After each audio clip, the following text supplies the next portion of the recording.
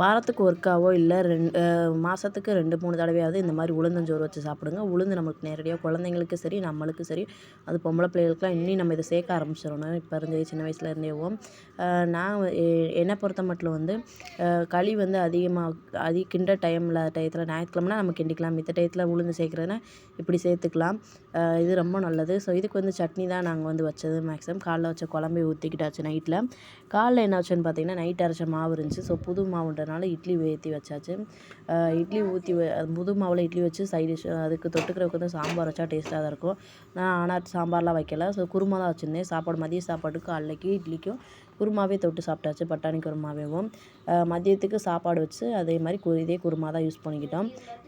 வெஞ்சனம் என்ன வச்சோம்னு பார்த்தீங்கன்னா, முட்டை பொரியல் வச்சு பீக்கங்காய் முட்டை போட்டு பொரியல் வச்சேன். ஸோ என்னோடய பையன் வந்து புது டையும் பெல்ட்டும் கொடுத்தாங்கன்னா அதை போட்டு ஒரு ஃபோட்டோ எடுத்ததுன்னு எனக்கு ஒரு ஆசை. ஸோ நல்லா இருந்துச்சு.